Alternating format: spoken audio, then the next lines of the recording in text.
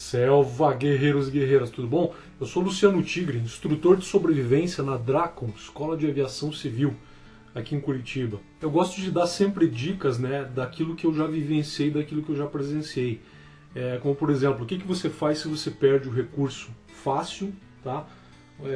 Você tem que sempre ter o recurso alternativo, né? Perdeu o isqueiro, vai para uma pederneira. Não tem a pederneira, vai para o método do fogo.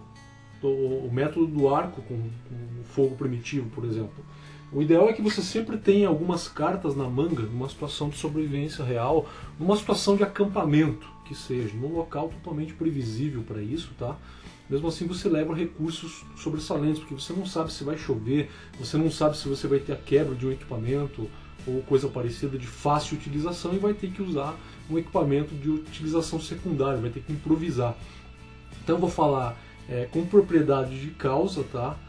Do que aconteceu comigo na região amazônica por 2 vezes, lá nos idos de 97, 96, quando eu já morava lá, antes de ter acesso a um determinado conhecimento com o pessoal, os nativos da região, eu acabei contraindo malária 2 vezes. Tá? E poderia ter sido pior, eu poderia ter pego também leishmaniose, mas a malária já foi de bom tamanho para que eu entendesse a importância de você saber como proceder num ambiente de selva real, num ambiente extremamente úmido, onde os insetos literalmente devoram vivo, tá? Então, eu fiz tudo o que não poderia ter sido feito, tá? Absolutamente tudo. Eu acampei próximo da água, tá? Não considerei uma possível cabeça d'água, que é quando chove lá na cabeceira do rio, coisa parecida, e você está ali dormindo, tá?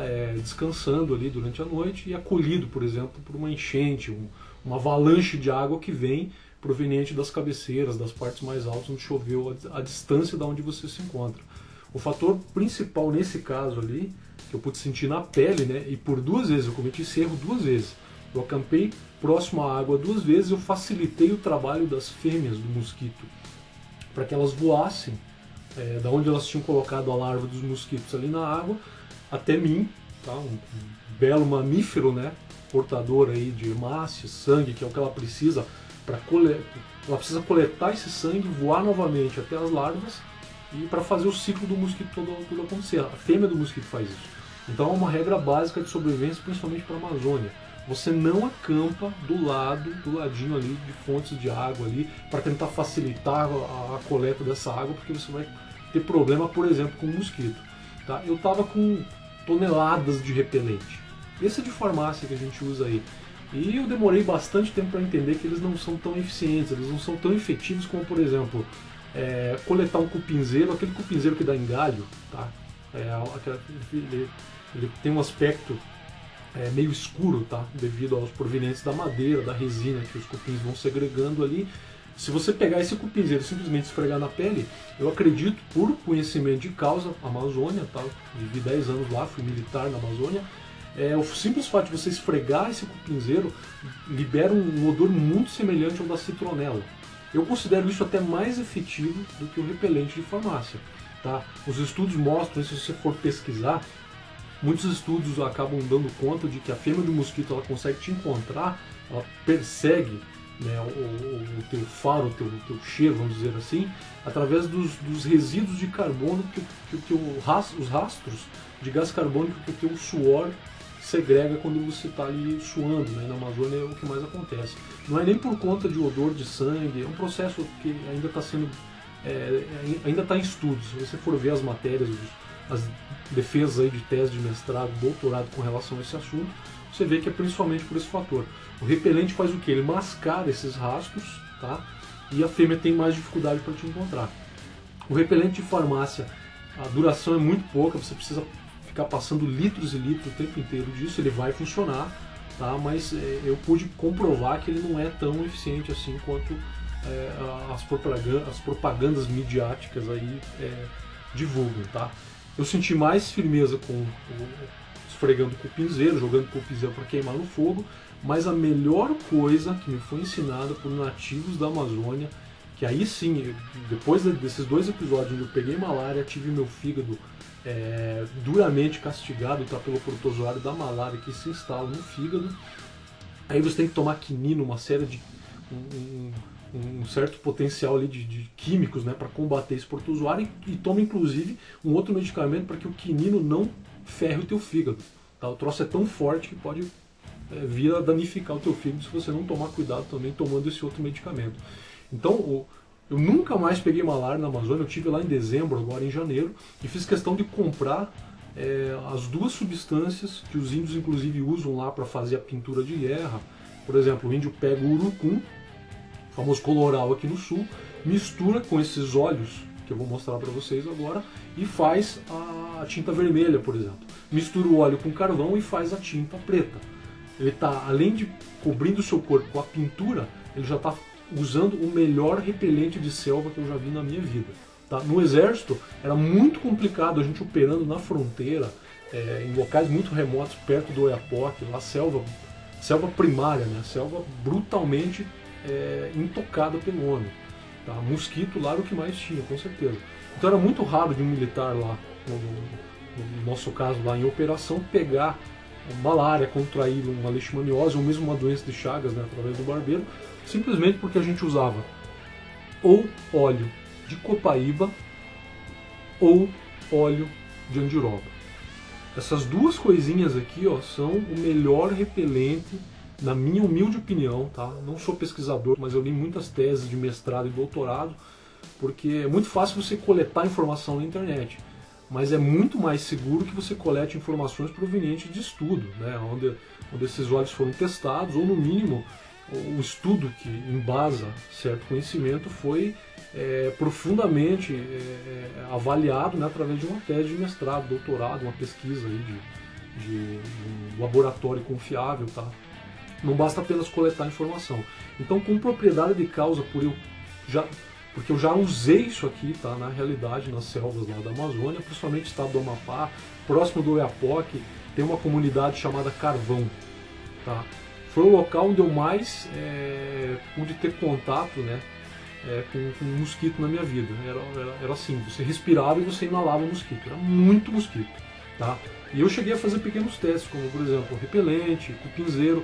Quando eu passava, principalmente aqui, ó, óleo de copaíba, tá? Principalmente o óleo de copaíba, era fantástico. Tá? Os mosquitos simplesmente me deixavam em paz. Ele não é tão confortável, tá, na pele. Você vai ficar com aquela sensação oleosa na pele, mas eu te garanto que vai funcionar muito bem. Então, como eu sempre digo, se você perder o recurso fácil, no caso do isqueiro, você vai para uma pederneira, vai para uma técnica mais primitiva, como é a técnica do arco, né, primitivo com fogo. No caso do repelente, vai ser a mesma coisa. Se você não tiver um repelente de farmácia, tá, você pode optar por carregar esse tipo de material aqui para a selva. Esses dois frascos aqui eu comprei na região amazônica, tá? Custou cerca de R$5 cada um. Tá? Aqui em Curitiba eu encontro também em algumas lojas aqui, e pelo cheiro você consegue identificar se ele é original, tá? Se ele não tem óleo de cozinha, por exemplo. Lá na região amazônica você tem que tomar muito cuidado quando você vai comprar um óleo desse aqui, porque o pessoal costuma misturar óleo de cozinha para render mais e você não tem a mesma eficiência. Então as colorações são essas aqui. O andiroba ele sempre um pouquinho mais escuro, o de copaíba ele vai ser bem amareladinho, é uma cor assim âmbar, muito bonito, tá? Uma outra coisa sobre esses dois óleos aqui, são antissépticos formidáveis. Eu nunca mais tive problema com carrapato no meio do mato depois de começar a usar isso aqui. Eu vou fazer uma incursão em uma região que tem capim, como às vezes eu vou aqui no interior de São Paulo, numa fazenda aqui, fazer treinamento. É uma fazenda de criação de gado, tem bastante capim, passível, muito passível de ter carrapato, como eu já peguei algumas vezes ali. É uma região também onde na beira do Rio Olivos tem muita capivara. A capivara tem um carrapato que é muito perigoso, o carrapato estrela, pode transmitir a febre maculosa, pode ser mortal sem tratamento essa febre, tá? E eu costumava fazer incursões e estava sem esses dois óleos aqui para utilizar, e fatalmente ia dormir à noite e sentia os bichinhos andando pelo corpo, ia dar uma verificada, carrapato. Tá?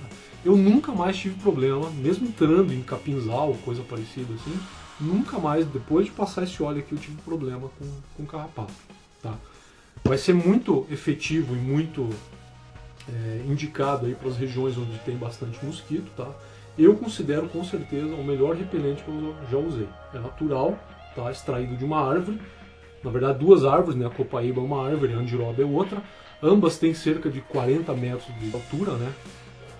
E o óleo é extraído do caule, perfurando esse caule, tem uma extração toda, um manejo todo consciente, tá? Com relação a isso, para extrair esse óleo aqui e comercializar. Então tá aqui a minha dica de repelente para a selva, para uma região onde você possa ter um possível problema aí com insetos, copaíba ou andiroba.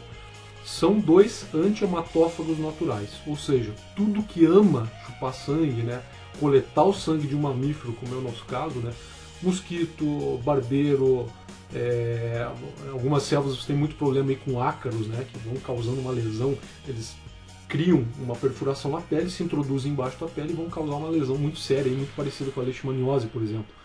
Então isso aqui vai repelir. Tudo que ama sangue detesta isso aqui.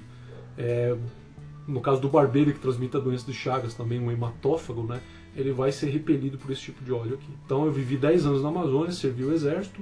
Antes do exército, bisonhei pra caramba, acampando em um local que não devia, facilitando a vida da fêmea do mosquito. E fui acometido 2 vezes por malária. Tá? Quem já pegou malária sabe o que eu estou falando. O troço é tenebroso, cara. É tenebroso. Uma situação real sem recurso, se você pegar malária, você morre facilmente. Então tá aqui a minha dica de repelente para a selva, tá? O mais eficiente que eu conheço. Copaíba ou andiroba. Selva, meu povo, nos vemos na selva.